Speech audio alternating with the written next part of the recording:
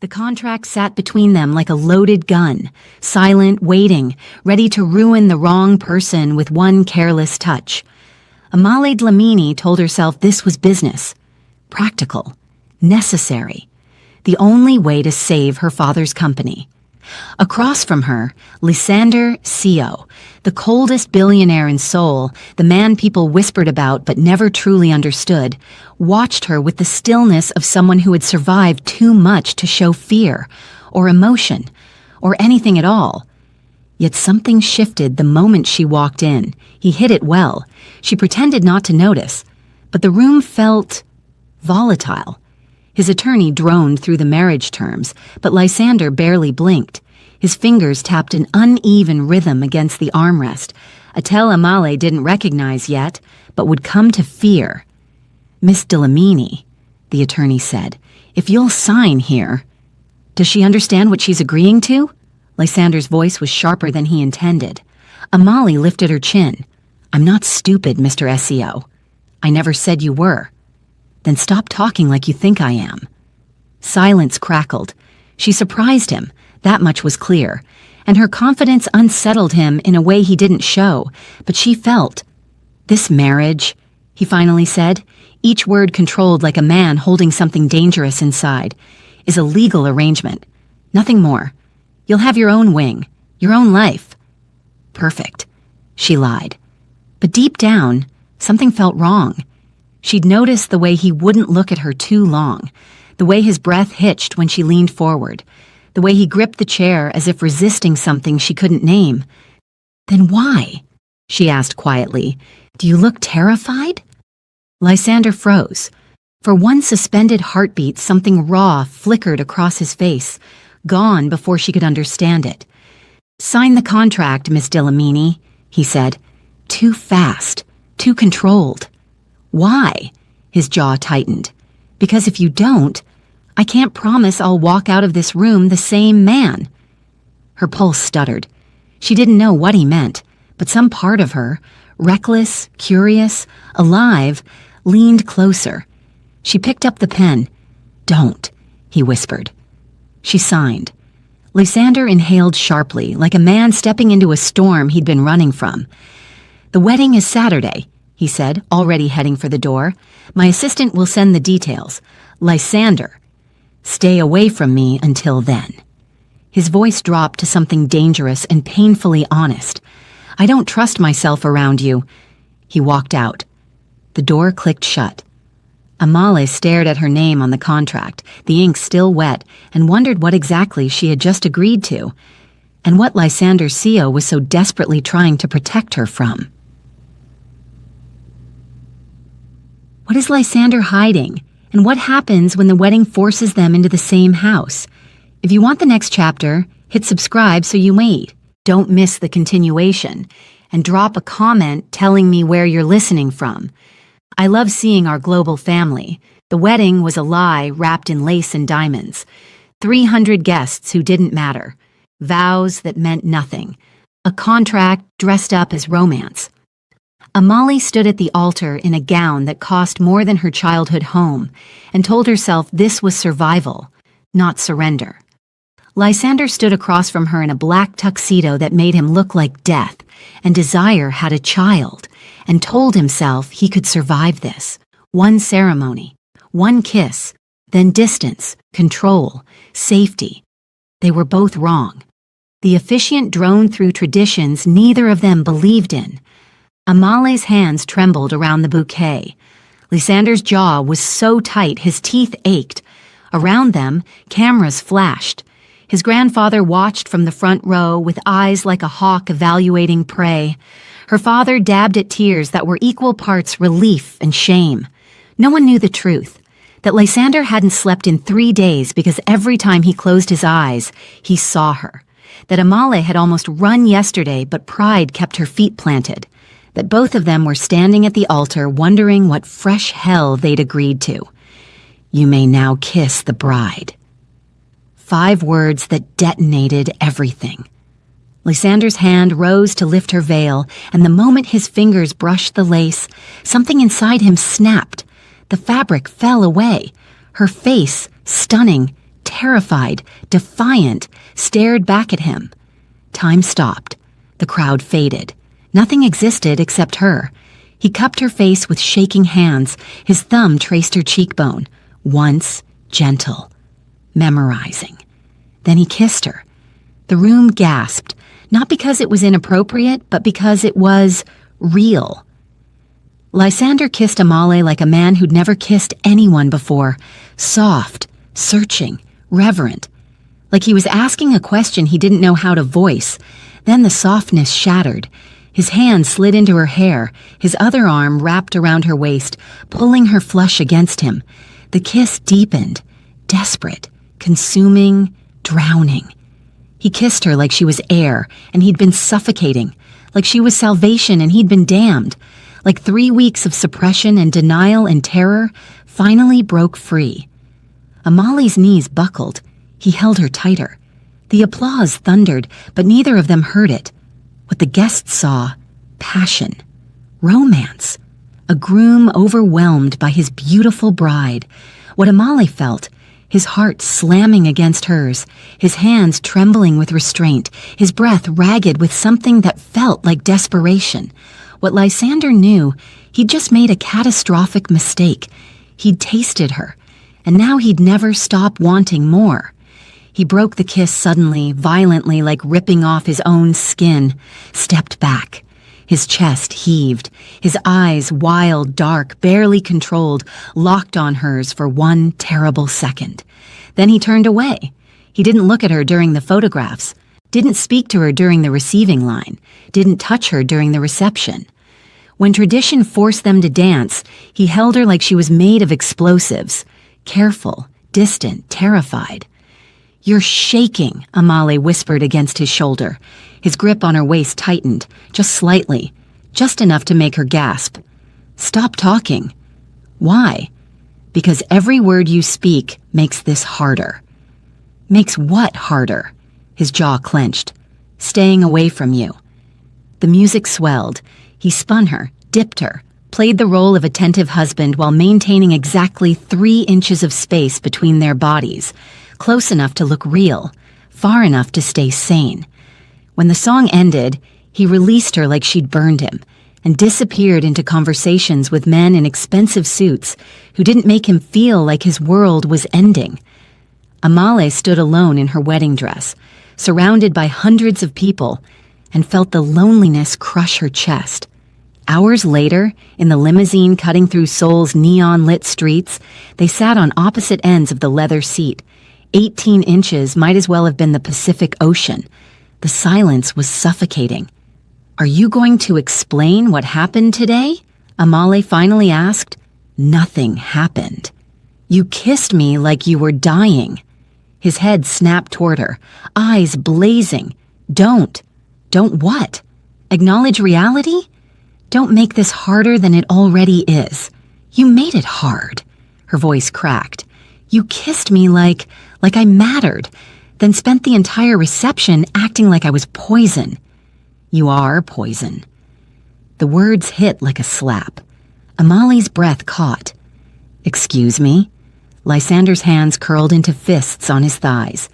"You're poison, Amale, the kind that seeps into bloodstreams and destroys from the inside out. The kind men like me don't survive." "Men like you?" "Men who can't afford to feel." Silence. Heavy. True. Terrifying. The car stopped outside the penthouse. Lysander exited without a word, without offering his hand, without looking back. Inside, her belongings had been arranged in the east wing, far from his bedroom, far from temptation, far from catastrophe. "Your room," he said flatly, gesturing down a hallway that stretched like a prison corridor. "Where's yours?" "Far enough away that you'll be safe." "Safe from what?" He finally looked at her, really looked, and what she saw in his eyes made her blood run cold. Hunger, rage, fear, want. "From me, Amale." His voice dropped to gravel. "You need to be safe from me." He walked away, left her standing in the marble foyer of a penthouse that felt like a mausoleum. And for the first time since signing that contract, Amale understood the truth. She hadn't married a cold man. She'd married a man fighting a war with himself, and she was the battlefield. For 10 days, Lysander Seo became a ghost in his own home, gone before sunrise, back after midnight.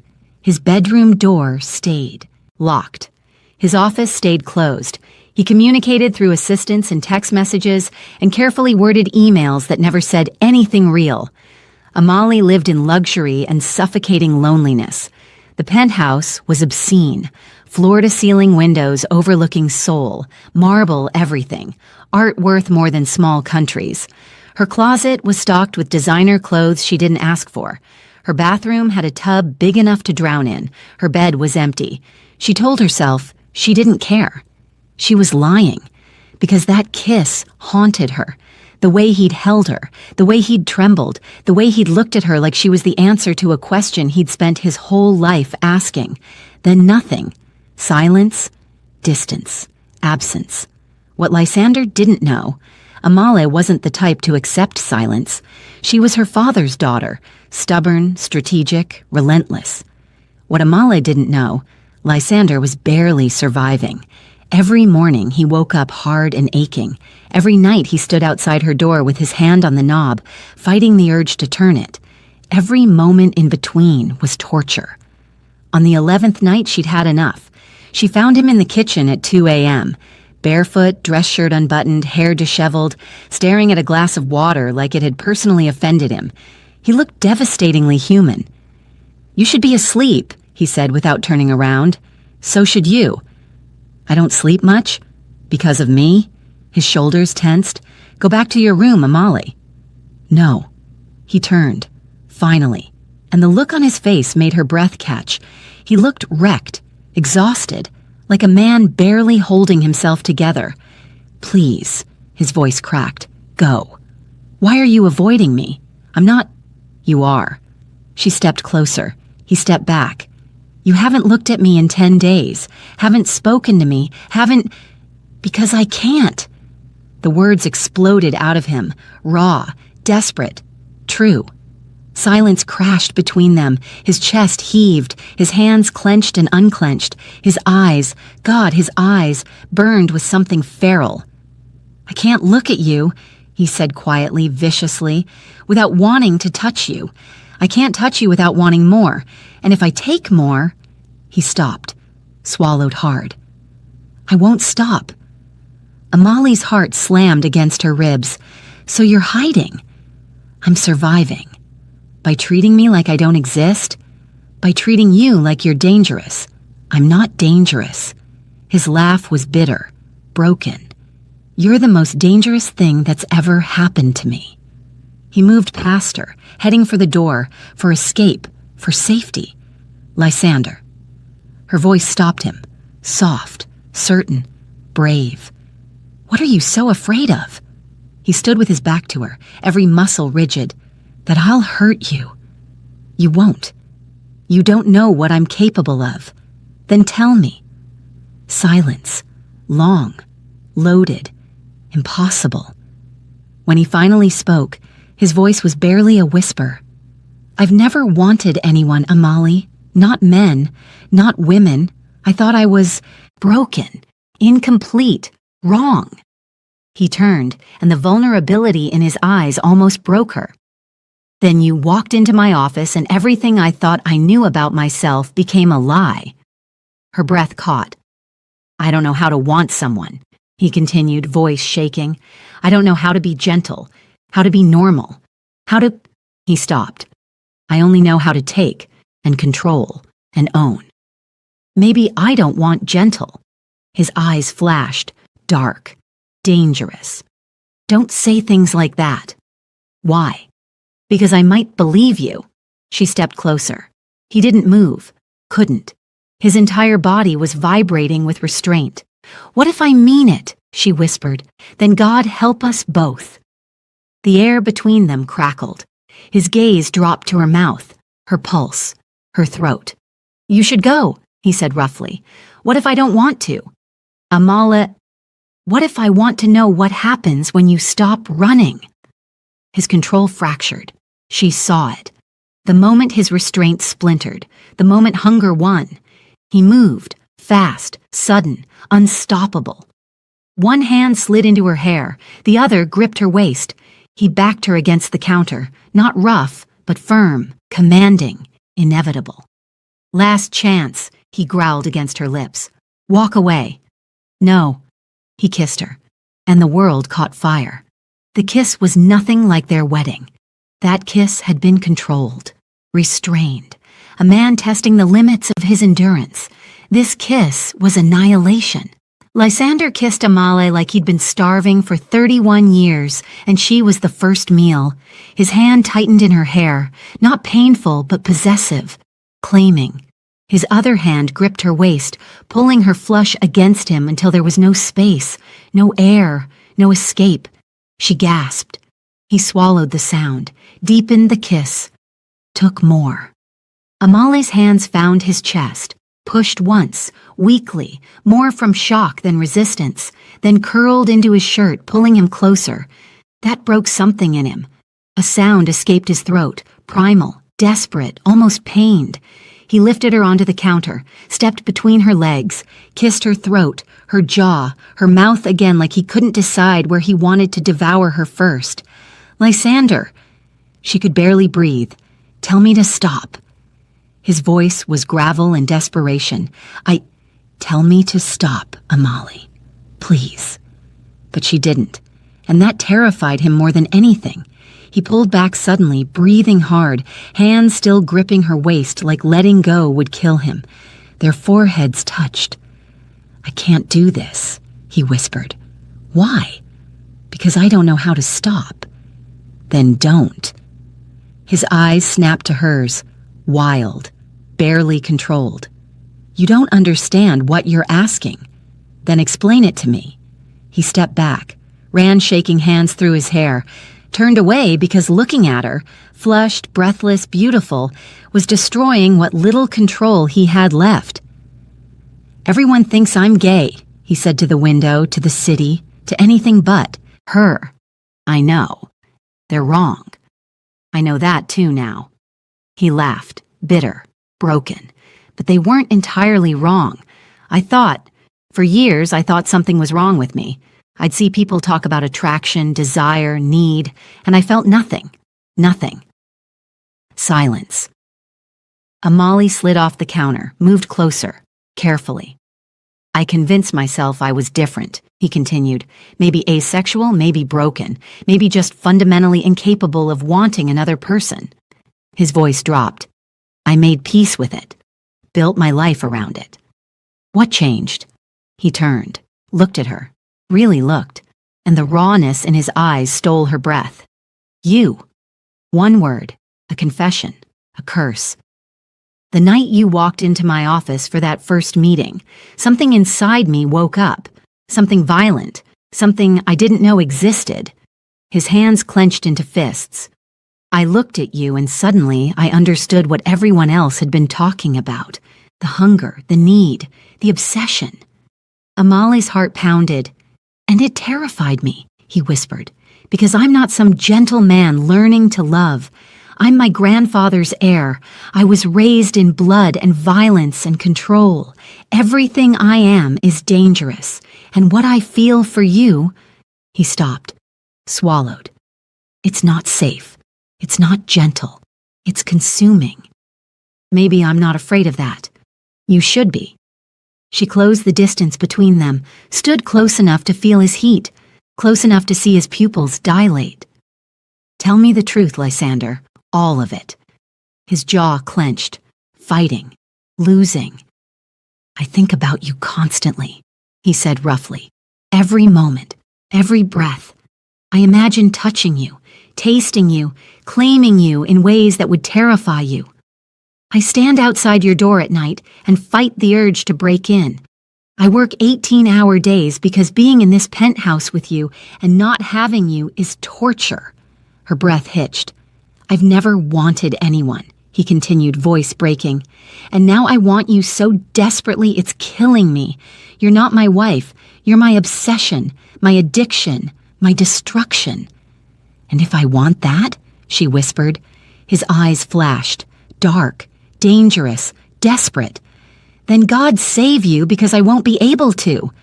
He kissed her again, harder this time, more honest. His hands roamed, her waist, her hips, her thighs, touching, claiming, memorizing. She melted into him. And for the first time in 31 years, Lysander Seo stopped fighting himself. He pulled back just enough to speak, lips still brushing hers. "If we do this, if I have you, there's no going back. I won't share you, won't let you go, won't be gentle or casual or normal. I don't want normal. I'll be possessive, obsessive, probably suffocating. I can handle it. You don't know that. Try me." Something in his expression shifted, softened, broke. "You're inside me," he whispered against her mouth, "and I don't know how to get you out." "Then stop trying." He kissed her again, slow, deep, inevitable. And when he finally pulled away, he rested his forehead against hers and said the words that changed everything. "I'm not gay, Amali. I'm not broken. I'm not empty. I'm just yours." Everything changed after that night. Not immediately, not dramatically, but slowly, terrifyingly, inevitably. Lysander still left early for work, but he came home for dinner, started working from his home office, started existing in the same space as her without looking like he wanted to run. He didn't touch her, but he watched her, constantly, like a predator studying prey, like a man obsessed, like someone trying to solve an impossible equation. Amali felt his gaze everywhere. When she read on the couch, when she worked on her laptop, when she stood at the window watching the city lights. It should have been uncomfortable. Instead, it felt like burning. What the staff noticed, Mr. SEO smiled more. Barely, but more. What Lysander's business partners noticed, he left meetings early, declined evening events, became unreachable after 7 p.m. What his grandfather noticed, weakness. On the 14th day of their marriage, Amali made a mistake. She went to a gallery opening alone. Lysander was in Shanghai for meetings he couldn't avoid.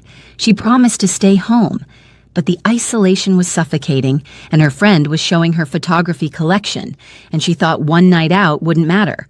She was wrong. The gallery was intimate. Champagne and dim lighting and Seoul's art elite pretending to understand abstract concepts. Amali wore a black dress that Lysander's stylist had chosen. Elegant, understated, beautiful. She didn't notice the man watching her, but Lysander's security team did, and they called him immediately. 12 hours away in a Shanghai hotel suite, Lysander's phone buzzed during a merger negotiation. He saw the name, Security Chief, Priority. He answered, "Sir, Mrs. SEO left the penthouse." The room temperature dropped 10 degrees. "Where?" "Hanamart Gallery. She's alone?" "Yes, but we have 3 agents. I'm on my way." He hung up, stood, grabbed his coat. His business partners stared. "Lysander, we're in the middle of reschedule. The Shanghai merger is worth $3 billion. I don't care." He walked out. What his partners didn't know, Lysander would burn $3 billion without blinking if it meant getting to Amali. What Lysander didn't know, he was about to reveal exactly how dangerous he was. 3 hours later, his private jet landed in Seoul. He went straight to the gallery, didn't change clothes, didn't call ahead, didn't slow down. The moment he walked through the doors, the room shifted. Conversations died, people stepped back, fear rippled through the crowd like a living thing.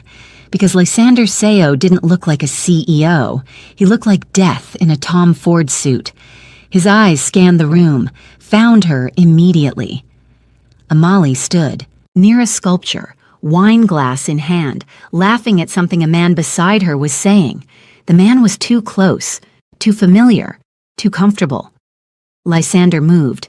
People scattered. He reached Amala in 5 strides, gripped her arm, gently but with absolute authority, and said in a voice that could cut diamond, "We're leaving." Amali's eyes widened. "Lysander, you're supposed to be in now." The man beside her, Some trust fund artist with expensive glasses made a fatal mistake. Excuse me. She was in the middle of... Lysander's gaze shifted to him. One look. That's all it took. The man went pale, stepped back, nearly tripped over his own feet. Apologize to my wife for wasting her time, Lysander said softly, dangerously. Then leave. The man stammered an apology and fled. The entire gallery watched in silence. Lysander's hand slid from Amali's arm to her lower back, possessive and claiming. Walk, he said quietly. Before I do something we'll both regret. She walked. Outside, his driver waited. Lysander opened the door himself, practically lifted her into the car, slid in beside her. The moment the door closed, Amali exploded. What the hell was that? Necessary. You embarrassed me. You left without permission. Her head snapped toward him. Permission! I'm not your prisoner. No. His eyes burned. You're my wife. A wife you've barely spoken to for 2 weeks. I came home every night and ignored me. I was giving you space. I don't want space. I want... She stopped, but he heard what she didn't say. You want what? His voice dropped. Dangerous. Desperate. I want you to stop treating me like I'm made of glass. Silence. Heavy. Loaded. Crackling. You have no idea, he said slowly, how hard I'm fighting not to touch you right now. Then stop fighting. Amal, you kissed me. You kissed me. You told me I'm yours. Then you went back to avoiding me like I'm... He moved. Suddenly. Inevitably. Hauled her across the seat into his lap, hands gripping her hips, eyes blazing. You think I'm avoiding you? His voice was gravel and fury. I'm protecting you. From what? From me. His grip tightened. Do you know what I wanted to do when I saw you standing next to that man? When I saw him make you laugh? When I saw him standing too close? Her breath caught. I wanted to break his hands. Lysander continued, voice shaking with restrained violence. I wanted to drag you out of there and mark you so thoroughly no man would ever look at you again. I wanted to lock you in our home where no one else could reach you. Amali should have been terrified. She wasn't. You're jealous. I'm obsessed. His forehead dropped to hers, and it's getting worse. Maybe I like it. His eyes snapped to hers, searching, desperate. Don't say that unless you mean it. I mean it. Amala, I mean it, Lysander. Stop protecting me from yourself. Stop running. Stop. He kissed her, hard, claiming, desperate. And this time, he didn't pull away. This time, he let himself have her. Morning light cut through the penthouse windows like a knife, and Lysander woke with Amali in his arms for the first time. He didn't move, didn't breathe, just stared at her sleeping face and felt something crack open in his chest. This was dangerous, not the wanting, he'd accepted that, but the softness, the tenderness, the overwhelming need to protect her from a world he'd helped build. His phone buzzed on the nightstand. Grandfather, family meeting tonight. Bring your wife. Lysander's jaw tightened. His grandfather, Han J. Seo, wasn't just a patriarch. He was the architect of Seoul's most invisible empire. The kind of power that didn't make headlines because it owned the people who wrote them. And he'd wanted this marriage for one reason: control. Amali stirred against his chest, opened her eyes, smiled softly. You're still here. Where else would I be? Shanghai, Tokyo, anywhere, but... She stopped, studied his face. What's wrong? He should have lied. But something about the morning light and her warmth and the terrifying realization that he'd fallen completely made him tell the truth. My grandfather wants to meet you. Isn't that normal? Nothing about my family is normal. She sat up, sheet pooling at her waist. Lysander, what aren't you telling me? Everything, he thought. The blood, the bodies, the empire built on fear. Just, he cupped her face, memorized her. Stay close to me tonight. Don't wander. Don't talk to anyone without me. And whatever you see, whatever you hear, trust that I'll protect you. Fear flickered in her eyes. You're scaring me. Good. He kissed her forehead. Fear keeps you alive. What Amelie didn't know, Lysander's enemies had been watching, waiting, looking for weakness. What Lysander didn't know, they'd already found it. The Seo family estate sprawled across a mountainside like a fortress disguised as art. Traditional architecture, manicured gardens, armed guards in suits pretending to be drivers. Amale felt the danger the moment they arrived. Hanjae Seo waited in a room that smelled like expensive whiskey and older blood. 73, silver hair, eyes like frozen steel. So, he said in Korean, ignoring Amale completely, this is the woman who made you weak. Lysander's hand tightened on Amale's waist. Grandfather, this is my wife. Show respect. Respect? The old man laughed, cold, sharp. You abandon a $3 billion merger to chase her across Seoul like a lovesick boy. You move her into your bedroom. You smile. He spat the word like poison. Men in our position don't smile, Lysander. We conquer. I'm not you. No, you're worse. You're compromised. Lysander stepped forward. Amale felt the violence coiling in his muscles. Choose your next words carefully. Hanjae's smile was reptilian. Or what? You'll protect her? From me? From the board? From the families who see your obsession as opportunity? Yes. One word. A declaration of war. The old man's expression shifted. Something almost like respect flickered behind the ice. Then you're a fool. He switched to English, finally acknowledging Amale. Do you know what you've done, girl? You've given his enemies a target. Every rival family, every hungry shark. They'll come for you to break him. Amale lifted her chin. Let them try. Silence.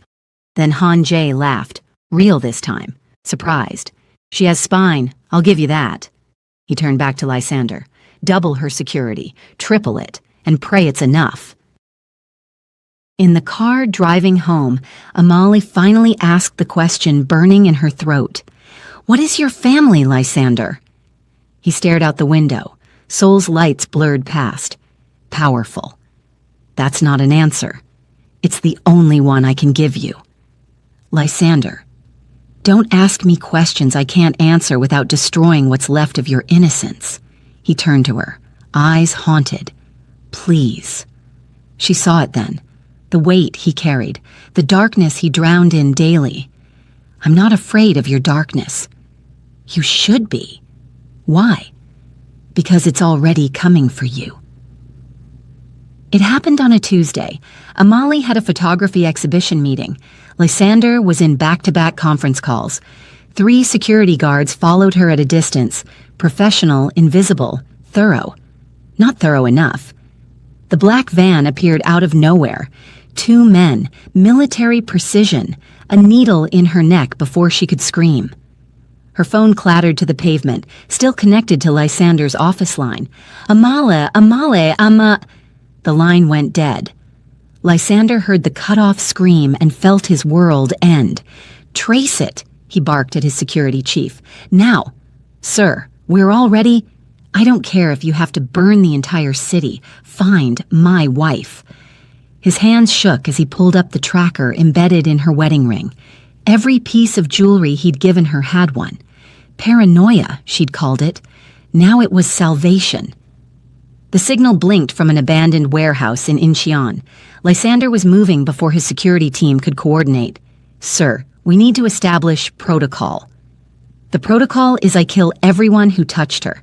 He grabbed a gun from his desk drawer, checked the clip, pocketed 2 more. His assistant, a woman who'd worked for him for 8 years and never seen him lose composure, watched in shock. Mr. SEO, you can't go alone. Watch me. What the kidnappers didn't know, Lysander's CEO wasn't just a CEO. What Amale was about to learn, the man she married was forged in violence. The warehouse was industrial. Concrete, shadows, Amale sat tied to a chair in the center, blood trickling from her split lip. 5 men surrounded her, masks, guns, confidence. "Your husband will pay," one said in Korean, "or we send you back in pieces." Amale spat blood. "You have no idea who you took. A billionaire's wife. We know exactly—" The lights went out. Gunfire erupted. Screams. Then silence. When the lights flickered back on, 4 men were down. The 5th was on his knees, gun pressed to his temple. Lysander stood behind him, covered in blood, eyes empty. "Who sent you?" The man whimpered. Lysander cocked the gun. "Wrong answer. Park Enterprises, they paid us to—" He didn't finish. Lysander pulled the trigger. The body dropped. Amale should have screamed, should have been horrified, but all she felt was relief. Lysander crossed to her in 3 strides, cut her ropes with a knife that appeared from nowhere, cupped her face with blood-stained hands. "Are you hurt?" She shook her head. "Did they touch you?" "No." Something in his expression shattered. He pulled her against his chest, arms wrapping around her like chains. "I'm sorry," he whispered into her hair. "I'm so sorry. This is my fault, my life, my enemies." "Lysander, I should let you go. Divorce you, send you somewhere safe." She pulled back, met his tortured gaze. "Try it and I'll hunt you down myself." His breath caught. "I knew what I was signing up for," she continued. "Maybe not the details, but I knew you were dangerous. I knew your world was dark, and I chose you anyway. Why? Because you're mine." He kissed her. Desperate, grateful, possessive. "We need to leave," he said against her lips. "Before the police arrive. You just killed 5 men. I've killed more for less." He said it matter-of-factly, like discussing the weather, and Amale realized she'd married a monster who would burn the world to keep her safe. Back at the penthouse, Lysander's people handled everything. The bodies, the evidence, the witnesses who didn't exist. Money and fear made problems disappear. Amale sat in their bathroom while Lysander cleaned her wounds with hands that wouldn't stop shaking. "I should have been there," he muttered. "Should have canceled the meetings. Should have—" "Stop." His eyes met hers. Raw, wrecked. "You saved me.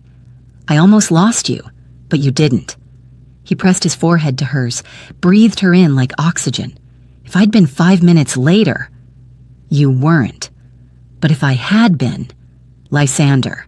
She cupped his blood-stained face. "I'm here, I'm alive, because of you. I killed them." His voice broke. "Right in front of you, without hesitation, without mercy. And you didn't even flinch." "Should I have?"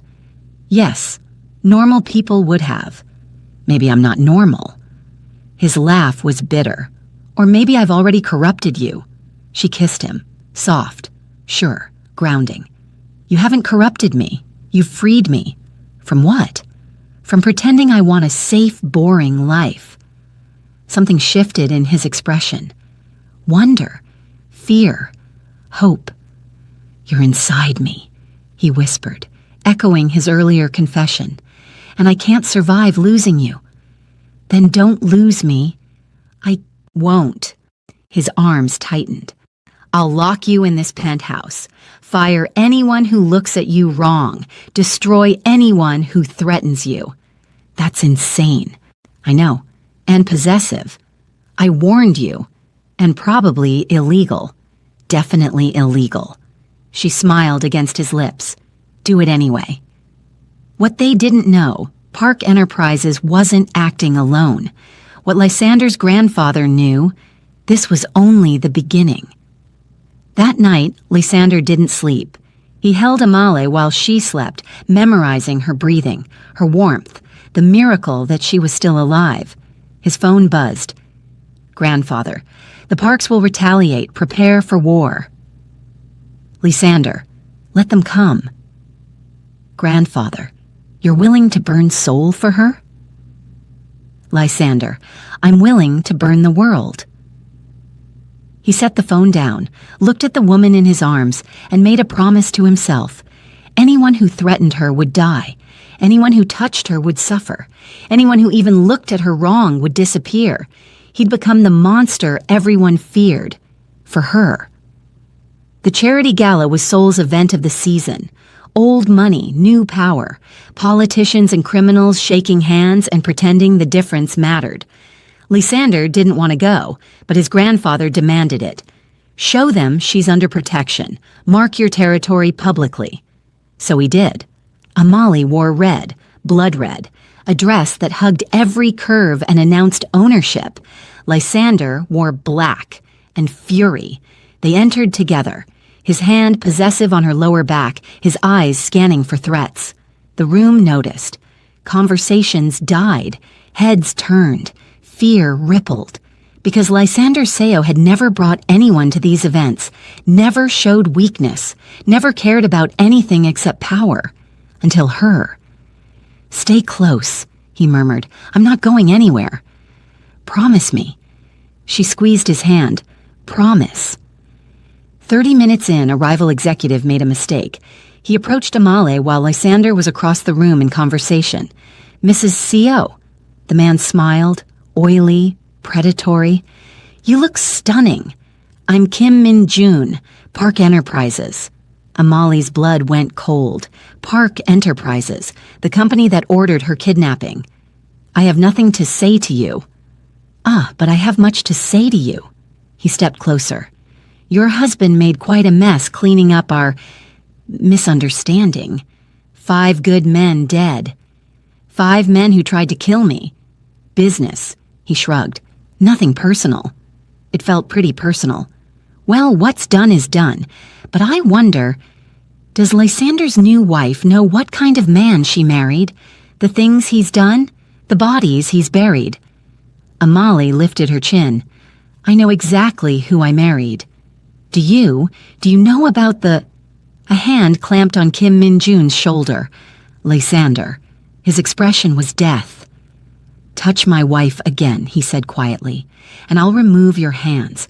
Talk to my wife again, and I'll remove your tongue. Breathe near my wife again. He leaned in, and I'll remove your breath permanently. Kim Min-jun went white. Do we understand each other? Yes. Good. Lysander released him. Now disappear before I change my mind. The man fled. The entire gala watched in stunned silence. Lysander turned to Amalie, cupped her face, and kissed her. Not softly, not politely. He kissed her like he owned her, like she was his and everyone in this room needed to know it. When he pulled back, his eyes swept the crowd. Let me be clear, he announced, voice carrying. This woman is mine, under my protection. Touch her, threaten her, even look at her wrong, and you answer to me. Silence. Then someone started clapping, his grandfather. Slow, mocking, impressed. Well, the old man said, at least you've committed. Lysander ignored him, led Amalie out of the gala without another word. In the car, she finally breathed. That was necessary, he finished. Insane. Also necessary. You just declared war on half of Seoul's elite. I declared protection. He pulled her into his lap. You're mine, Amalie. The whole world needs to know it. She should have been angry. Instead, she kissed him. Hard, claiming, matching his intensity. Then show them, she whispered against his mouth. Show the whole world I'm yours. His eyes darkened, and he did. 3 days later, Amalie found the room. She wasn't snooping, not intentionally, but Lysander was in a meeting and the penthouse was massive, and she'd taken a wrong turn looking for his office. The door was unlocked. Inside, monitors, surveillance footage, files, photos of men with red X's across their faces, dead men, men Lysander had killed. She should have left, should have walked away, but she kept looking and found a file labeled Amal Threat Assessment.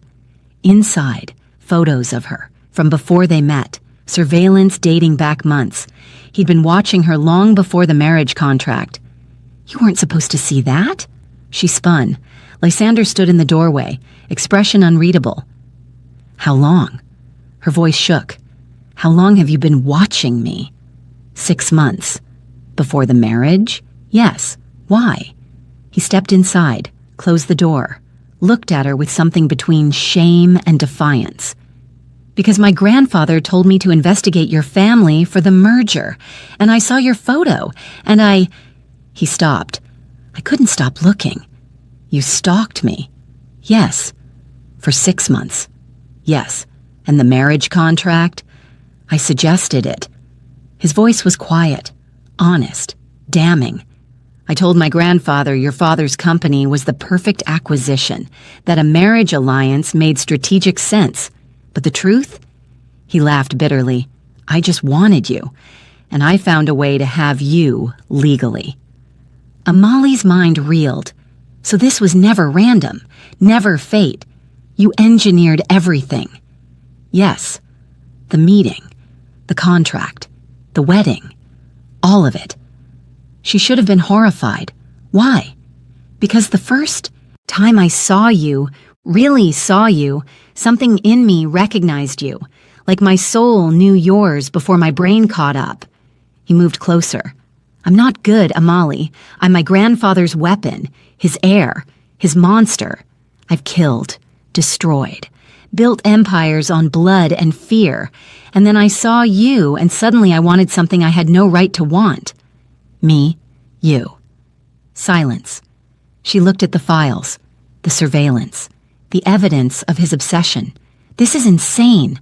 I know. And illegal. I know. And completely unforgivable. I know. His voice cracked. I know, Amali. And if you want to leave, I'll let you go. I'll arrange protection. Money. A new life far from me. Because you deserve better than a man who's been obsessed with you since the moment he saw you. She studied him. This dangerous, broken, obsessive man who'd murdered for her, stalked her, trapped her. And she realized something terrifying. She didn't want to leave. I should run, she whispered. Yes. I should be terrified. Yes. I should hate you. Yes. She stepped closer. But I don't. His breath caught. I don't know what's wrong with me, she continued.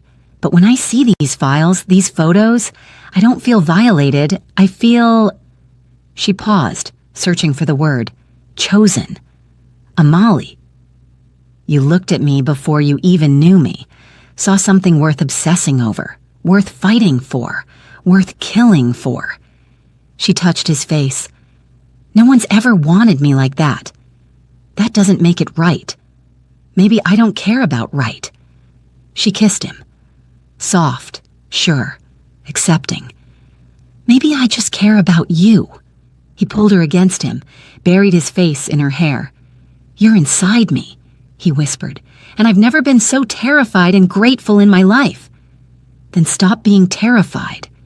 I can't, because now I understand what I have to lose. She pulled back, met his eyes. Then don't lose me. Protect me. Fight for me. Love me in whatever twisted, obsessive way you know how. Just don't let me go. Never, he promised, and sealed it with a kiss that tasted like surrender and forever. Lysander's empire was bleeding. 3 supply chains sabotaged. 2 board members bought. 1 assassination attempt on his CFO. Someone inside his organization was feeding information to his enemies, and they were using it to dismantle everything he'd built. Worse, they were getting closer to Amali. Sir, we found another breach. His security chief dropped a file on his desk. Someone accessed Mrs. SEO's medical records, her daily schedule, her security routes. Lysander's blood went cold. When? 2 hours ago from inside the building. Inside. The word detonated in his chest. He'd trusted his people, vetted them, paid them loyalty-buying salaries, and someone had betrayed him anyway. Lock down the building. No one leaves until we find them. Sir, that's 300 employees. I don't care if it's 3,000. Find the leak or I'll assume. Everyone's guilty. What Lysander didn't know, the traitor was closer than he thought. What the traitor didn't know, Amali was about to walk into the crossfire. Amali arrived at Lysander's office building with lunch, A surprise, a peace offering after he'd worked 72 hours straight hunting threats. Security waved her through. She'd been here dozens of times. Her face was known, trusted. She stepped into the elevator, pressed the button for the executive floor. The doors almost closed, then a hand caught them. A woman slipped inside, mid-30s, elegant suit, familiar face. Lysander's executive assistant, Minji. Mrs. Seo. Minji smiled, cold, wrong. What a coincidence. Something in Amali's gut twisted. Minji. Here to see your husband? Yes. Shame. The woman's smile widened. He's about to be very busy. The elevator lurched, stopped between floors. Emergency lights flickered on. Minji pulled a gun. Amali's heart stopped. Nothing personal, Minji said conversationally, but you've made him weak, distracted, human, and my employers can't have that. Your employers? People who understand that Lysander Seo is more valuable broken than whole, and you, Mrs. Seo, are the perfect breaking point. She raised the gun. Amali moved. Years of self-defense classes her father insisted on, useless until now, kicked in. She grabbed Minji's wrist, slammed it against the elevator wall. The gun clattered free. Minji recovered fast, threw a punch that split Amali's lip, grabbed her throat, slammed her against the wall. You think you're strong? Minji hissed. You're just a pretty distraction who got lucky. Amali's vision blurred. Her lungs screamed. Then she remembered what Lysander told her after the kidnapping. You're a Seo now. Fight like it. She drove her knee into Minji's stomach. Hard. Vicious. Minji gasped, loosened her grip. Amali grabbed the fallen gun. Both women froze. You won't shoot me, Minji said. You're not like him. You're soft, civilian, weak. Amali's hand shook around the gun. You're right. I'm not like him. Minji smiled. I'm worse when someone threatens what's mine. She pulled the trigger. The gunshot echoed in the metal box. Minji collapsed.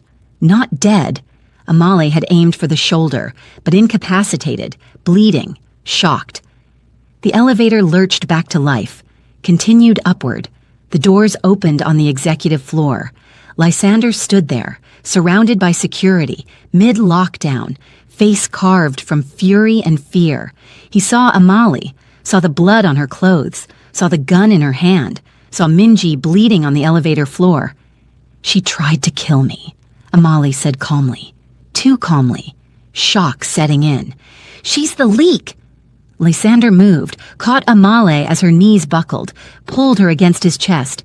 Get her out, he barked at his men, gesturing to Minji. Medical attention, then interrogation. I want every name, every contact, every piece of information she sold. His security team dragged Minji away. Lysander cupped Amali's face. Blood, Minji's blood, stained her hands, her dress, her skin. Did she hurt you? I'm fine. Amala. I shot her. Her voice cracked. I shot someone. I know. I didn't even hesitate. I know. What's wrong with me? He pressed his forehead to hers. Nothing. You survived. That's what matters. I'm becoming like you. No. His voice was fierce, certain. You're becoming who you need to be to survive my world. That's different. She looked at him, this dangerous, obsessive man who dragged her into darkness, and realized something terrifying. She didn't want to leave. She wanted to learn to fight. Minji talked. Under interrogation, the kind that didn't leave marks but broke minds, she gave up everything. Names, locations, plans, a consortium of families, 5 of Seoul's oldest powers, terrified of Lysander's growing empire. They decided the easiest way to stop him was to destroy what he loved, Amali. They have a secondary team, Minji said through broken teeth, already in position, watching your penthouse, your wife's gallery, her father's home. Lysander's expression didn't change, but his hands, gripping the table, cracked the wood. How many? 10, maybe 12. Their orders? Minji smiled despite the pain. Kill her, slowly. Make sure you watch. Lysander stood, walked out without another word. His security chief followed. "Sir, what are your orders?" "Evacuate Amali's father, move him to the safe house in Jeju, triple the penthouse security, and prepare the teams." For what? Lysander's smile was death. War. What the consortium didn't know, they'd just signed their own execution orders. What Amale was about to learn, Lysander's mercy died the moment they threatened her. That night, Lysander didn't come home. Amale sat in the penthouse, surrounded by armed guards, monitors showing every angle of the building, the city holding its breath. Her phone buzzed. "Lysander, stay inside. Don't open the door for anyone, not even people you recognize." "Amale, where are you?" "Lysander, ending this." "Amale, Lysander, what are you doing?" No response. She tried calling, straight to voicemail. The hours crawled. Midnight, 1 a.m., 2 a.m. At 3:47 a.m., her phone rang. Unknown number. She answered. "Hello?" Breathing. Then a voice, distorted. Male. "Mrs. SEO, your husband just killed 17 men. Her blood froze. Not cleanly, not quickly. He's making a statement. Do you know what that statement is? She couldn't speak. That anyone who touches you dies screaming. That soul belongs to him now. That he's not his grandfather's heir anymore. He's something worse." The line went dead. 20 minutes later, Lysander walked through the door, covered in blood, eyes empty, moving like a machine. Amale stood frozen in the living room. He saw her, stopped. "You shouldn't see me like this." "What did you do?" "What I had to." "Lysander, they were planning to take you tomorrow, torture you, film it, send it to me piece by piece." His voice was flat, dead. "So I found them first. 17 people, 17 threats, now neutralized." She should have been horrified, should have run, should have called the police, but she'd shot someone today too, felt the recoil, seen the blood. She understood now. His world wasn't about laws or morality. It was about survival, and he'd chosen her survival over everything. She crossed to him, took his blood-stained hand. "Are we safe now?" "For now. And them? The families who wanted me dead? We'll think very carefully before trying again." She looked at his face, this man who'd murdered 17 people to protect her, and felt something shift in her chest. Not fear, not revulsion, gratitude, and something darker, something that whispered, "Good. Let them all fear him. Let them know what happens when they threaten what's ours." "You need to shower," she said quietly. "I need to burn these clothes." "Then do that. I'll wait." He studied her face, searching for disgust, horror, rejection, found none. "You're not afraid of me. Should I be?" "Yes." "Too late." She touched his bloodied cheek. "I already chose you, all of you, even this." Something in his expression cracked. Relief, wonder, devastation. "You're insane. Or maybe I finally understand." She kissed him softly. "You're a monster, Lysander, but you're my monster." He pulled her against him, blood and all, and buried his face in her hair. "I'd kill 1,000 more for you." "I know. I'd burn soul to ash." "I know. I'd destroy everything I've built." "I know." She pulled back, met his tortured gaze. "And I'd let you, because you're mine, and I protect what's mine too." For the first time since the warehouse, Lysander smiled. Real, small, broken, beautiful. "We're both insane, probably, and dangerous together. Definitely."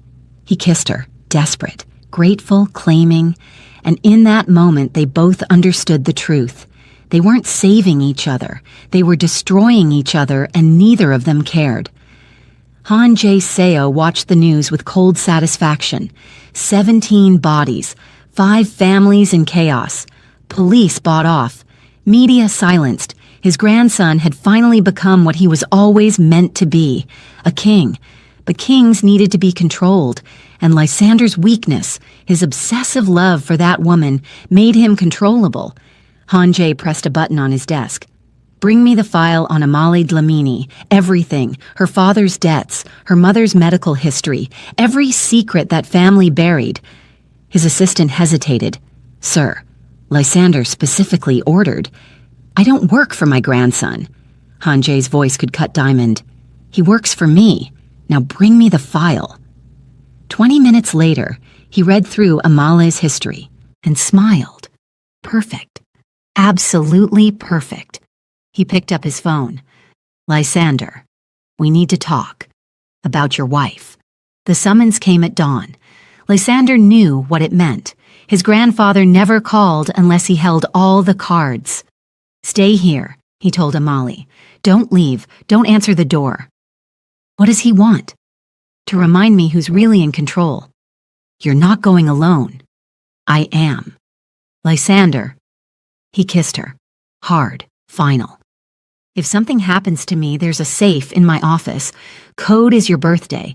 Inside is everything you need. Money, passports, contacts. Disappear. Live. Stop talking like, promise me. Her heart cracked. I promise. He left. Hanjay waited in his private study. Tea, traditional ceremony, the ritual of power. Grandfather. Lysander sat across from him, spine straight, face empty. You've made quite a statement. I protected what's mine. By murdering 17 men in one night. Sloppy, emotional, weak, effective. Hanjay poured tea. Tell me, Lysander, how much do you know about your wife's family? Lysander's jaw tightened. Everything relevant. Do you know her mother died in a psychiatric facility? Silence. Schizophrenia. Paranoid delusions. She tried to kill Amale twice before the father had her committed. Hanjay sipped his tea. It's genetic. Amale has a 40% chance of developing it herself. Lysander's hands curled into fists under the table. Do you know her father's company wasn't failing because of bad investments? Hanjay continued. He was embezzling from his own employees, pension funds, health care, millions stolen. The bankruptcy was cover. Stop. Do you know Amale knew? Hanjay's smile was poisonous. Found out 2 years ago, said nothing, helped him hide it. You're lying. I have documents, bank records, emails. He slid a folder across the table. Your perfect wife is the daughter of a thief and a madwoman, and she's complicit in both legacies. Lysander didn't open the folder. Why are you telling me this? Because love makes you stupid. Hanjay leaned forward. You think she's different, special, worth dying for, but she's just another liar with good genetics and better timing. You don't know her. I know everyone. It's why I've survived 70 years in this world while others died. His eyes glittered. Divorce her, quietly. I'll arrange a better match. Someone from a family that matters. Someone without tainted blood. No. Then I'll arrange her disappearance. An accident, tragic. You'll mourn appropriately. Move on. Lysander stood. Voice lethal. Touch her, and I'll kill you. Silence. Hanjay blinked. Once. Surprised. You'd kill your own grandfather? For her? Lysander leaned across the table. I'd kill God himself. Then you're more lost than I thought? No. Lysander straightened. I'm finally found. He walked out. Left the folder unopened. Left his grandfather's threats unanswered. Because nothing in that folder mattered. Not her mother's illness, not her father's crimes, not her secrets. She was his, and that was the only truth that mattered. But in his car, driving back to her, Lysander's hands shook on the wheel, because some of it had to be true. His grandfather didn't bluff, and if Amale had lied about anything, no. He pushed the thought away. She'd chosen him, accepted his darkness, stood beside him through blood and violence. Whatever secrets she carried, they'd face them together. Amale knew the moment Lysander walked through the door that something had changed. He looked at her differently, not with suspicion, with sadness, like he was memorizing her before she disappeared. What did your grandfather say? Nothing important. Lysander, did your mother have schizophrenia? The air left the room. Amali's face went white. How do you... Did she? Silence. Truth. Pain. Yes. He nodded slowly. And your father? The embezzlement? Her eyes filled. Lysander, I can explain. Did you know? Yes. One word. A confession. A betrayal. He sat heavily on the couch, stared at nothing. Why didn't you tell me? Because I was ashamed. Her voice broke. My mother tried to kill me twice, set fire to our house with me inside, pushed me off a balcony. My father covered it up, paid doctors, committed her before anyone found out. And the money? He was desperate. The medical bills were destroying us. He started taking loans from the company. Then it became embezzlement. Then it became too big to stop. Tears streamed down her face. I found out 2 years ago, confronted him. He begged me to stay silent, said if it came out, we'd lose everything. So I helped him hide it. Lysander said nothing. I'm not proud of it, she continued. I'm not a good person, Lysander. I'm the daughter of a criminal and a madwoman. I carry their DNA, their damage, their... Stop. She stopped. He looked at her. Really looked. And she saw something in his eyes that made her breath catch. Not disgust, not rejection. Understanding. You think I care that your mother was mentally ill? His voice was rough, gentle. My father beat my mother to death when I was 7. That's the family you married into. Her breath caught. You think I care that your father stole money? He continued. My grandfather built his empire on trafficking and murder. I've personally killed 22 people in the last month. Lysander, you think I care that you lied to protect your family? He stood, crossed to her, cupped her face. I engineered our marriage because I was obsessed with you. I stalked you for 6 months. I violated your privacy, controlled your freedom, and dragged you into a war you never asked for. Tears fell faster. We're both damaged, he whispered. Both carrying legacies we didn't choose. Both doing terrible things for the people we love. You're not angry? I'm furious. His jaw clenched. Not at you. At my grandfather for weaponizing your pain. At the world for making you think your mother's illness makes you less. At myself for not making you feel safe enough to tell me. I wanted to tell you. I know. I was afraid you'd... What? Leave you? He laughed bitterly. Amali, I told you. You're inside me. Your secrets, your damage, your darkness, all of it. I don't love you despite those things. I love you because of them. The word hung between them. Love. He'd never said it before. You love me? His eyes softened, broke. I've loved you since the moment you walked into my office and looked at me like I was human. Since you didn't flinch when I killed for you. Since you chose me after learning what I am. I chose you before I knew what you were. Then you're either very brave or very stupid. Both. She kissed him. Soft. Sure. And I love you too. Your violence, your obsession, your darkness, all of it. He pulled her against him, held her like she was the only thing keeping him alive. We're going to destroy each other, he whispered. I know. It's going to hurt. I know. And neither of us will survive unchanged. I know. She pulled back, met his eyes.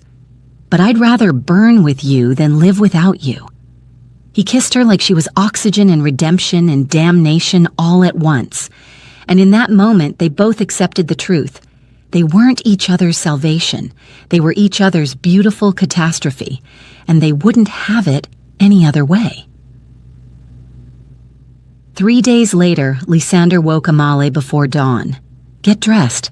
Something comfortable. Why? We're getting married. She blinked. We're already married. That was a contract. This is a choice. He took her to a cliff overlooking the sea. No guests, no cameras, no performance. Just them. And a single witness, an old monk who owed Lysander's family a favor. The sun rose behind them, painting the world gold. "No vows written by lawyers," Lysander said, taking her hands. "No traditions that aren't ours. Just truth." He took a breath. "Amali, I'm not a good man. I've killed, lied, manipulated. I'll probably do all of it again. But everything I am, good and terrible, belongs to you. I'll protect you with violence, love you with obsession, keep you with possession, and if the world tries to take you from me, I'll burn it down and rule the ashes as long as you're beside me." Tears streamed down her face. "Your turn," he whispered. She squeezed his hands. "Lysander, I'm not innocent. I'm damaged, complicit, broken in ways I'm still discovering. But you looked at all of that and called it beautiful. You gave me permission to be dark, to be fierce, to match your intensity without apology. So I vow, I'll stand beside you in blood and luxury. I'll accept your darkness because it mirrors mine. And if loving you is insanity, then I choose madness." The monk blessed them in words. Neither understood. It didn't matter. They kissed as husband and wife for the second time. But this time, it was real. That night, back in the penthouse, Amali found an envelope on her pillow. Inside, the surveillance photos. All of them. The ones from before they met. And a note in Lysander's handwriting. "You asked why I chose you. Here's the truth. In every photo, you looked at the world like it owed you nothing, and you owed it less. Like you were surviving despite the weight. I recognized that look. I'd seen it in my mirror for years. And I thought, if I could have one thing in this life, let it be the woman who looks at darkness and doesn't flinch. You are that woman. You were always that woman. And I will love you until love itself dies." She pressed the note to her chest and cried, not from sadness, from relief, because for the first time in her life, someone saw her, really saw her, and loved her anyway. What neither of them knew, Han Jae had made his final move. What both of them would learn, some wars don't end until everyone burns. But that night, holding each other as the city lights glittered below, they had peace. Temporary, fragile, perfect. And they held onto it like life itself. Peace lasted exactly 9 days. On the 10th day, Lysander's phone rang at 4 a.m., his security chief, voice tight. "Sir, we have a situation." Lysander was already moving, slipping from bed without waking Amali. "Report. Your grandfather just called an emergency board meeting, shareholders only. He's moving to remove you as CEO." The world tilted. On what grounds? Instability, erratic behavior, the 17 bodies, the Shanghai merger you abandoned. He's framing it as a mental breakdown triggered by... The man hesitated. "By my wife." "Yes, sir." Lysander looked back at Amali, still sleeping, unaware her existence had just become a legal weapon. "When's the meeting?" 2 hours. "I'll be there." He dressed in the dark, suit, tie, armor, left a note. "Trust me. Stay safe. I love you." What Lysander didn't know, his grandfather had been planning this for months. What Han Jae didn't know, Lysander had been preparing for this moment since he was 16. The boardroom was a battlefield disguised as mahogany and leather. 15 shareholders, old money, old families, old loyalties, all to Han Jae, not his grandson. Lysander walked in alone. His grandfather sat at the head of the table, emperor on his throne. "You're late. You're premature." Lysander took his seat. "This meeting is illegal. Bylaws require 72 hours notice. I'm invoking emergency protocols. Article 7, immediate removal of leadership deemed mentally unfit." "On what evidence?"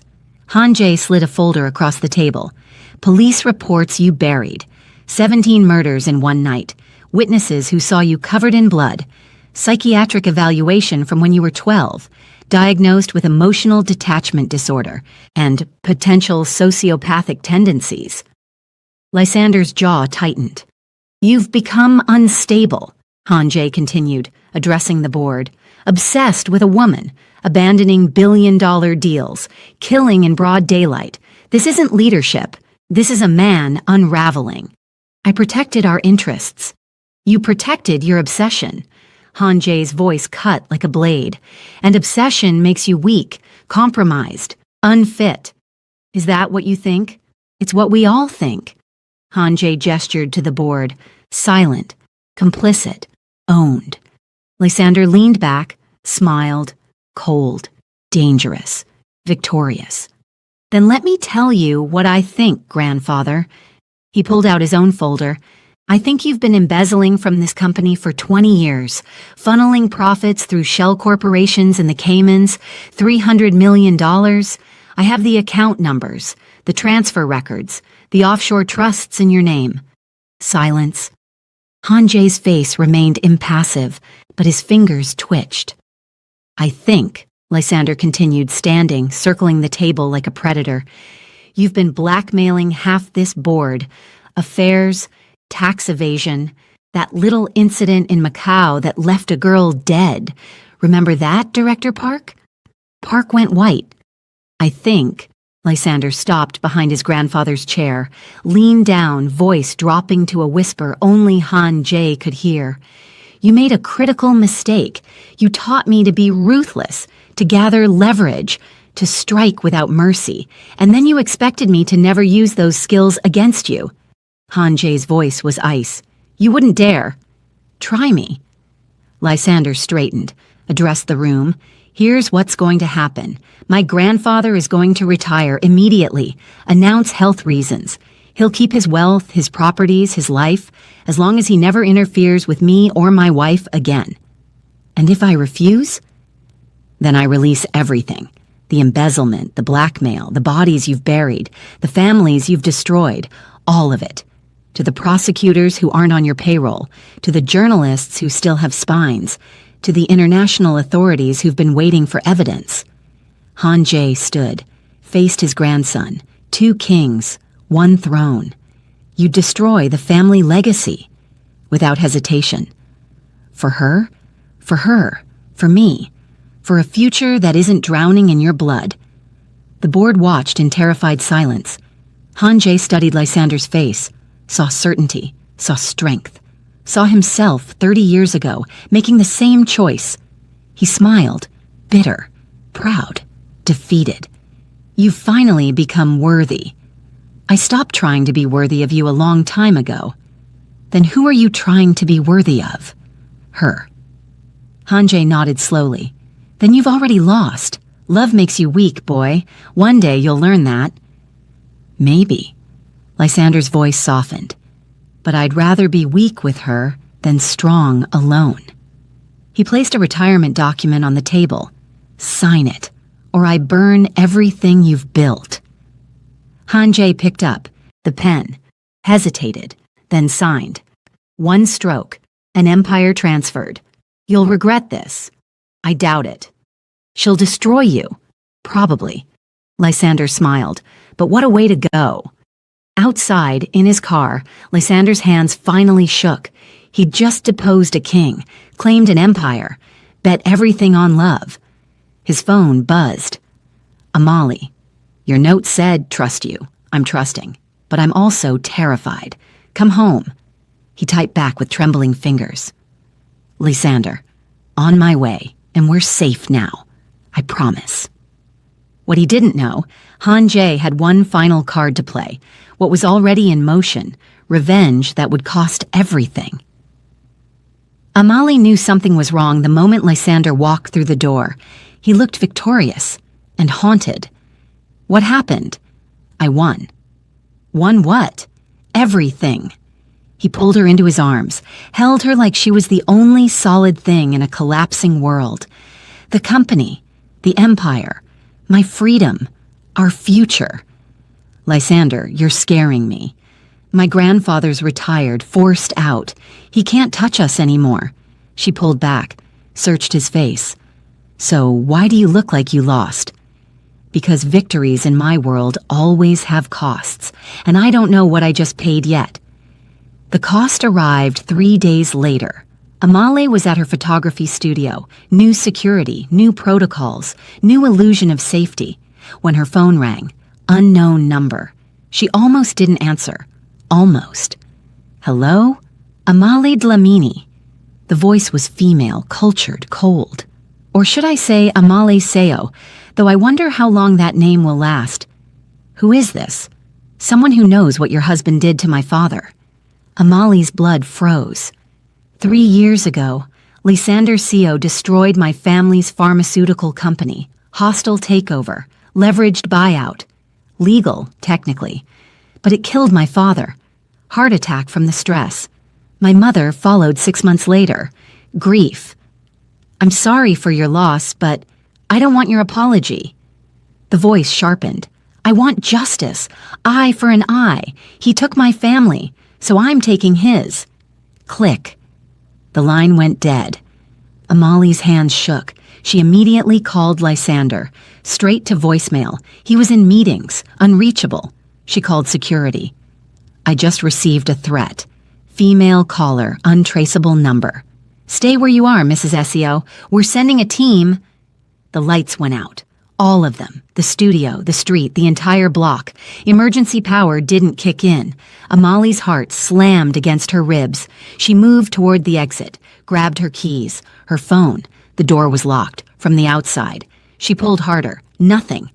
Hello? She called into the darkness. Who's there? Footsteps. Behind her, she spun. A woman emerged from the shadows. Late 20s, beautiful, carrying a syringe. Nothing personal, the woman said. But love requires sacrifice. He'll understand when he finds you. Finds me where? The woman smiled. Where he can't save you. She lunged. Amale fought. Clawed. Kicked. Used every technique Lysander's security team taught her. But the woman was trained, professional, prepared. The needle found Amale's neck. Cold fire spread through her veins. The world tilted. Her last thought before darkness swallowed her. Lysander, I'm sorry. What Amale didn't know, the woman was Choi Min Seo, daughter of a man Lysander had destroyed without a second thought. What Min Seo didn't know, Lysander would burn soul to ash to get Amale back. What neither knew, Han Jae had funded this revenge. One final move, one last lesson. Love makes you weak, boy. Lysander came out of his meeting to 47 missed calls. His blood went cold. He called his security chief. Sir, she's gone. Studio was locked down. Power cut. No cameras. Lysander hung up, dialed Amale's phone. It rang once. Then a voice answered. Not hers. Mr. Seo, your wife is alive. For now. Who is this? Choi Min Seo. You're past calling to collect. The name hit him like a bullet. Choi Pharmaceuticals. The hostile takeover. 3 years ago. He'd destroyed them without mercy. What do you want? What you took from me. Everything. But since I can't resurrect my parents, I'll settle for watching you break. Where is she? Somewhere you'll never find in time. She has 72 hours. After that, I start removing pieces. I'll kill you. I'm already dead inside. You made sure of that. Her voice was empty, infinite, terrifying. Now you get to feel it, too. The line went dead. Lysander stood frozen in his office. Then he moved, fast, violent, focused. Mobilize every asset, every contact, every resource. Find Choi Min Seo, find my wife. I want satellite imagery, traffic cameras, facial recognition. Hack every database. Bribe every official. I don't care about laws or borders or costs. His security chief hesitated. Sir, if we move this aggressively, it'll attract... I don't care.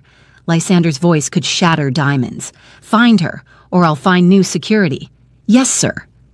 Lysander grabbed his coat, his gun, his rage, paused at his desk, picked up his phone, texted his grandfather. Lysander, this was you. The response came immediately.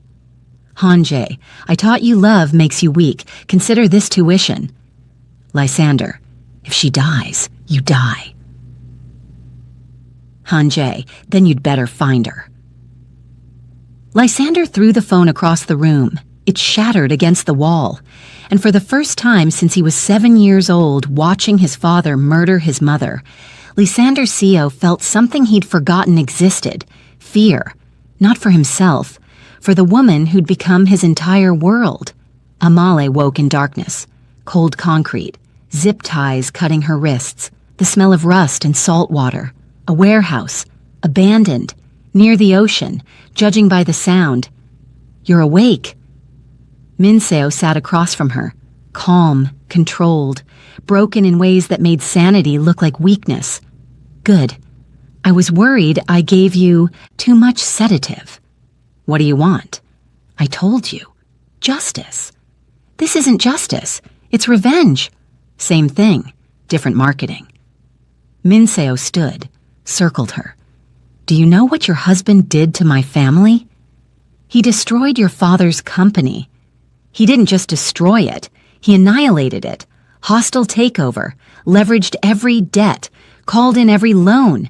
Bankrupted us in 6 weeks." Her voice cracked. "My father had a heart attack during the final board meeting. Died on the floor while Lysander's lawyers filed paperwork. I'm sorry. My mother killed herself 6 months later. Pills. She left a note that said, 'I can't live in a world where monsters win.'"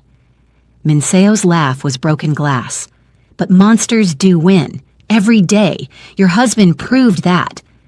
"He's not a monster." "He's the definition of one." Minseo crouched in front of her. "But so am I now. He made me this. Forced me to become something dark enough to hurt him. And the only way to hurt a monster is through what he loves. Killing me won't bring them back. No, but it'll make him feel what I feel.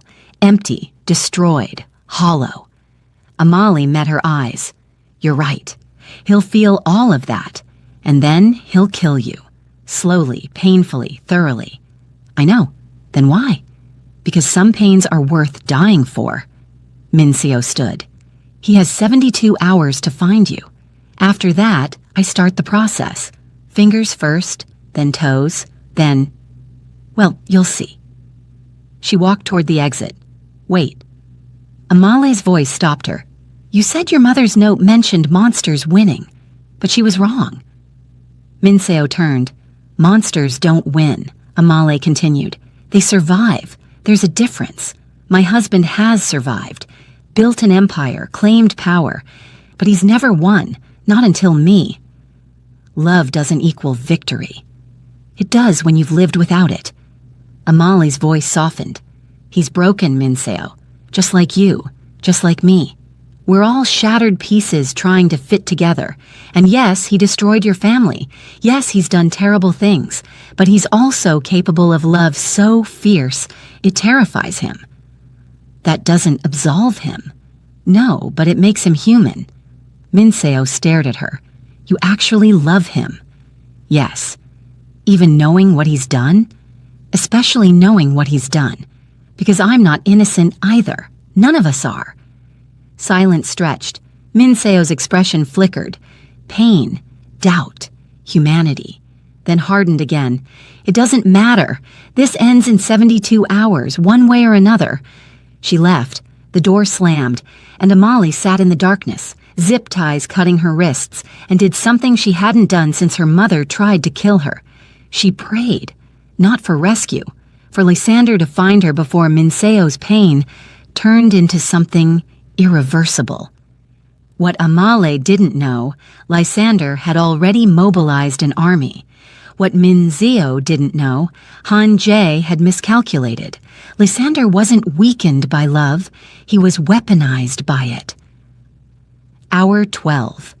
Lysander's team traced Minseo's financial records, shell companies, offshore accounts, 3 possible locations. He dispatched teams to all 3. Hour 24. One location was a decoy, booby-trapped. 2 of his men injured.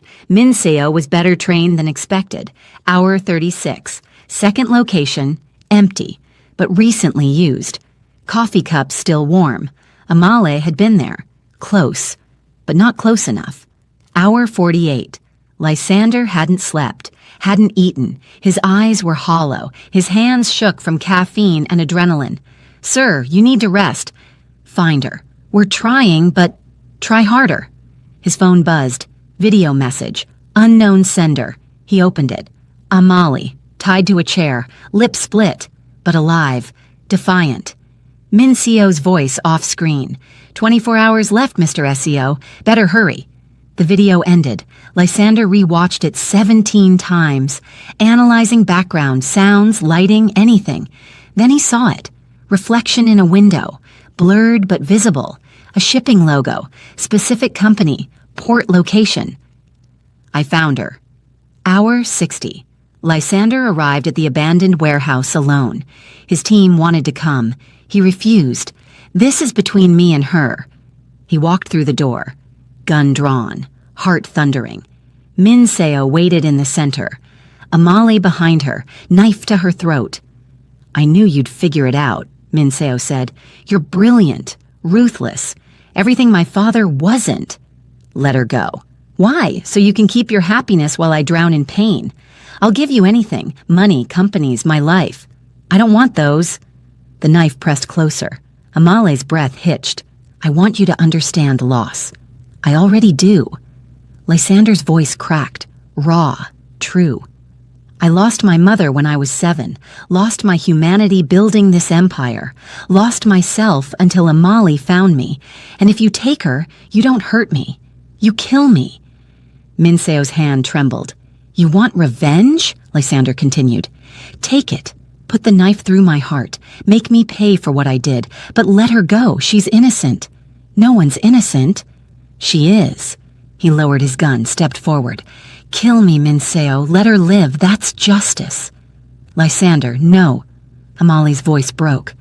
It's okay, he said softly, eyes locked on hers. I told you, I'd burn the world for you. Dying for you is easier. Min Seo's knife wavered. She looked at Lysander, this monster who destroyed her life, offering his own. For love. The knife clattered to the floor. I can't. Min Seo's voice shattered.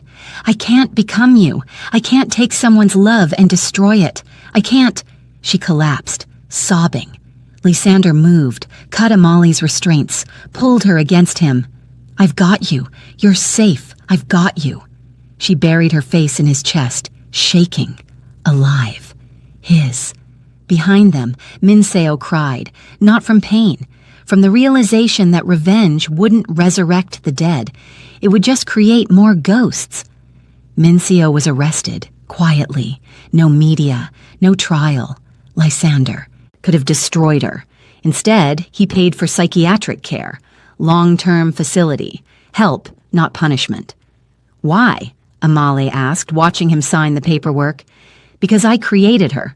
My ruthlessness, my cruelty, my disregard for collateral damage. He set down the pen. If I punish her, I punish myself. You're not responsible for her choices. I'm responsible for the world that forced her to make them. The media called it a gas leak. The police called it resolved. Seoul's elite called it another reminder that Lysander Seo was untouchable. But in the penthouse, in the quiet hours after midnight, Lysander and Amali faced the truth. They'd almost lost everything. I thought you were dead, he whispered, holding her in bed, unable to let go. For 48 hours, I thought, I'm here. I couldn't breathe, couldn't think, couldn't... She kissed him, soft, grounding, real. I'm here, Lysander. I'm alive. We're alive. He pulled back, looked at her, really looked. I'm done. Done with what? The empire, the violence, the wars. His voice was certain, final. I'm selling the company, liquidating assets. We're leaving Seoul. She sat up. Lysander! I almost lost you because of my past, my choices, my enemies. His hands cupped her face. I won't risk it again. I choose you, over power, over legacy, over everything. You love that company. I love you more. Tears filled her eyes. Where would we go? Anywhere, everywhere, nowhere. He smiled, small, free. Somewhere no one knows my name, where we can be normal, boring, safe. You'd be miserable. I'd be alive, with you. That's the opposite of miserable. She studied his face. This man who'd burned soul for her, who'd face death for her, who'd give up his empire for her. Okay, let's disappear. She kissed him. Let's be boring. Let's choose peace. You're sure? I've never been more sure of anything. What they didn't know, Han Jae was listening, bugs in the penthouse, surveillance he'd installed years ago, and he smiled because he'd finally won. Not by defeating Lysander, but by making him weak enough to walk away. Love makes you weak, boy, and weak men don't survive this world. But for once, Han Jae didn't act, didn't interfere, didn't destroy. Because watching his grandson choose happiness over power was punishment enough. 2 months later, Lysander signed the final papers. The empire transferred to a conglomerate.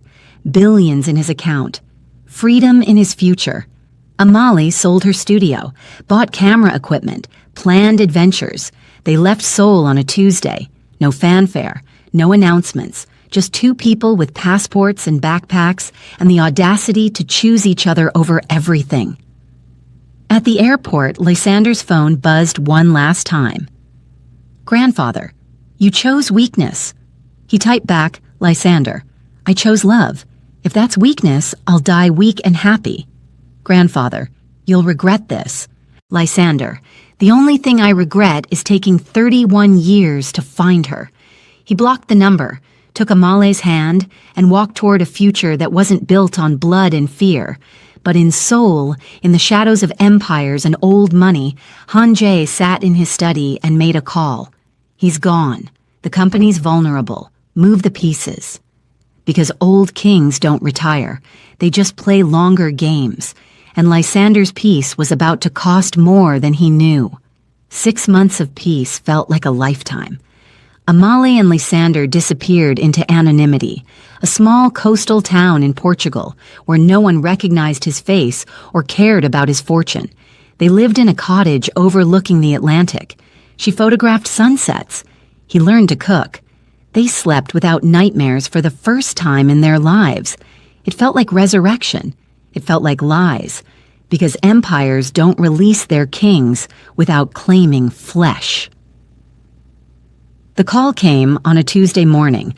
Lysander's phone, a new number, a clean device, untraceable, rang with a Seoul area code. He should have ignored it. He didn't. Hello? Mr. SEO. The voice was unfamiliar, corporate, terrified. I'm calling from Seoul Metropolitan Hospital. Your grandfather, Han Jae Seo, has been admitted. Critical condition. He's asking for you. Lysander's blood went cold. What happened? Stroke. Massive. The doctors say... The voice cracked. He has hours. Maybe less. He keeps saying your name. Amale appeared in the doorway, coffee in hand, reading his expression. Lysander. He covered the phone. My grandfather's dying. Her face shifted. Complex emotions. Relief. Concern. Guilt. You should go, she said quietly. I left that world. He's still family. He tried to have you killed, and you still love him. She crossed to him, took his hand. Monsters can love monsters too. Go, say goodbye. Close that door properly. He pulled her close, breathed her in. Come with me. To Seoul? I can't do this without you. Yes, you can. She kissed him softly. But you don't have to. They arrived in Seoul 18 hours later. The city looked the same, neon and steel and secrets. But Lysander felt like a ghost walking through his own past life. The hospital was private, exclusive, the kind where billionaires died with dignity. Han Jae lay in a bed that cost more than most people's homes, surrounded by machines that beeped his mortality in mechanical rhythm. He looked small. That shocked Lysander most. This titan, this king who'd ruled Seoul's shadows for 50 years, looked fragile, human, dying. You came. Han Jae's voice was paper thin. You asked. Didn't think you would. Neither did I. Silence. Machines beeping. Death approaching. She's outside? Han Jae asked. In the waiting room. Good. I need to say things she shouldn't hear. Lysander sat. The chair felt like a throne and an electric chair simultaneously. "I was wrong," Hanjay said. Lysander blinked. "What?" "About love, about weakness." The old man's eyes, still sharp despite the dying body, locked on his. "I spent 70 years believing power required isolation, that caring made you vulnerable, that love was a disease for weak men." "It is." "No." Hanjay smiled, bitter. "True. It's a weapon for strong ones. You proved that. You deposed me, walked away from billions, survived assassination attempts, all because you loved her more than you feared losing everything else." Lysander's throat tightened. "I tried to teach you to be a king," Hanjay continued, "but you became something better, something I never had the courage to be." "What's that?" "Human." The machines beeped faster. Hanjay's breathing labored. "I have a confession," the old man said, "a final secret." "I don't want your secrets. You need this one." Hanjay's hand, trembling, liver-spotted, dying, reached for a folder on the side table. "Open it." Lysander hesitated, then opened it. Inside, documents, corporate filings, ownership transfers. His breath stopped. "What is this?" "The company, the empire, everything I built." Hanjay's smile was ghost-thin. "It's yours, always was. The sale you authorized? I blocked it, used shell corporations, bought it under your name. You still own everything." Lysander's world tilted. "Why?" "Because you tried to walk away, and only a fool walks away from power." Hanjay coughed. Blood flecked his lips. "I couldn't let you waste your potential on peace. You manipulated. I saved you from mediocrity." The old man's eyes blazed with dying fire. "You're my legacy, my heir, my immortality, and I won't let you throw that away for love." Rage exploded in Lysander's chest. "You had no right." "I had every right. I'm your blood, your teacher, your—" He stopped, coughed, machine screaming now. "Your father." The world stopped. "What?" "Your father, the man who beat your mother to death, wasn't your real father." Hanjay's voice was barely a whisper. "I am. Your mother was mine before I married your grandmother. You are my son, my blood, my true heir." Lysander couldn't breathe, couldn't think, couldn't... "That's why I chose you," Hanjay continued. "Why I trained you. Why I'm giving you everything. Because you're not my grandson, you're my son, and everything I built belongs to you." The machines flatlined. Doctors rushed in. Lysander sat frozen, holding documents that proved he'd never escaped, that peace was an illusion, that the empire was always his prison. Outside, Amali knew something catastrophic had happened the moment Lysander emerged. His face was emptier than she'd ever seen. What did he say? Lysander handed her the documents. She read, understood. Her hand covered her mouth. "You still own everything." "Yes." "He manipulated the sale." "Yes." "You never left." "No." Silence. The weight of revelation crushing them both. "There's more," Lysander said, voice flat, dead. "He was my father, not my grandfather, my biological father." Amali's eyes widened. "Lysander, everything I am, everything I tried to escape, is coded in my DNA. I'm not running from his legacy. I am his legacy." "That doesn't define you." "It does." He looked at her, and she saw something terrifying in his eyes. "I thought I could choose peace, choose you, choose normal. But normal isn't in my blood. Power is. Control is. This empire is. So what are you saying?" He took her hands. His were ice cold. "I'm saying I was a fool to think I could walk away. The company needs leadership. Soul needs order. And I—" He stopped, swallowed. "I need to finish what he started." "Lysander, no." "I'm going back." Her heart shattered. "To Soul?" "To everything. The company, the empire, the wars, all of it. We were happy. We were hiding." His voice cracked. And I'm done hiding from who I am.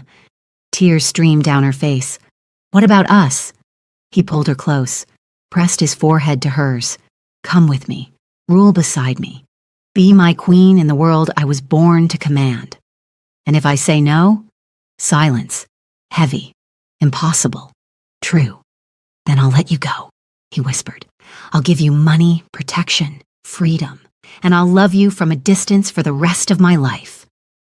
Amale pulled back, looked at this man, this beautiful, broken, dangerous man who'd shown her darkness and called it love. She had two choices, peace without him, or chaos beside him. The machines in Hanje's room finally went silent. The king was dead. Long live the king. Amale took a breath, made her choice. I didn't fall in love with a peaceful man, she said. I fell in love with a monster who looked at me like I was worth burning the world for. So if you're going back to your empire, she took his hand, firm, certain, forever. Then I'm going back with you. Relief and devastation warred in his expression. It won't be easy. Nothing with you ever is. It'll be dangerous. I've been kidnapped twice. I can handle it. You'll be a target. Then teach me to be a threat. He kissed her, desperate, grateful, claiming. And in that Seoul hospital corridor with death behind them and an empire waiting, they made a vow more binding than any wedding, to rule together, to fight together, to burn together if necessary, because love wasn't their escape from darkness. It was their permission to embrace it. 3 months later, Lysander Seo returned to Seoul, not as a refugee, as a king reclaiming his throne. The board tried to resist. He destroyed them in one meeting. Competitors tried to challenge. He buried them in lawsuits and hostile takeovers. His grandfather's enemies tried to move against him. They disappeared, quietly, permanently. And beside him, always, stood Amale, not as decoration, as partner. She learned the business, mastered the politics, became feared in her own right. The media called them Seoul's most dangerous couple. Their enemies called them unstoppable. They called themselves survivors. 1 year after Hanje's death, Amale found Lysander in his office at 2 a.m., staring at the city he now controlled. Regrets? She asked. About coming back? About all of it. He pulled her into his lap, kissed her temple. I regret 6 months of peace we'll never get back. I regret that you're in danger every day. I regret that I couldn't be the normal man you deserved. And I don't regret a single moment since you walked into my life and made me feel human. She smiled against his neck. We're not very good at normal, are we? Terrible. Think we'll ever find peace? Maybe. He turned her face to his. Or maybe peace isn't the goal. Maybe the goal is finding someone worth fighting wars for. Poetic for a tyrant. I learned from the best. He kissed her. Slow. Deep. Forever. You. Outside, Seoul glittered. A city of sharks and kings and people who played games with human lives. And in the penthouse, above it all, 2 people who'd chosen each other over sanity held each other and understood the truth. They weren't each other's salvation. They were each other's magnificent ruin, and they wouldn't trade it for the world. 6 months later, Amale stood in Lysander's office holding a pregnancy test, 2 lines, positive, a heir, a legacy, a new monster to raise in a world of beautiful catastrophes. She looked at her husband, king of Seoul, father of her child, love of her twisted life, and smiled. We need to talk. He looked up from contracts, saw her face, knew immediately, stood, crossed to her, hands trembling as he took the test. Are you? Yes. His eyes filled. Joy, terror, wonder. We're bringing a child into this world? Our world. It's not safe. It's ours. He pulled her close, buried his face in her hair. I'll protect you both, with everything I am. I know. I'll build them a kingdom. Or teach them to burn one down. He laughed, broken, beautiful, real, God help this child. God help the world, she corrected, because the son or daughter of Lysander Sio and Amale Dlamini wouldn't be raised for peace. They'd be raised for power, for love, for the beautiful chaos of choosing each other in a world that demanded they choose safety. And somewhere, in whatever existed beyond death, Han Jae smiled, because his legacy would continue, not despite love, because of it. If you felt even one heartbeat in this story, don't leave without subscribing. I want you with me for the next chapter, the next obsession, the next dangerous love. Hit subscribe and tell me in the comments which moment stayed in your chest. Your voice keeps these stories alive.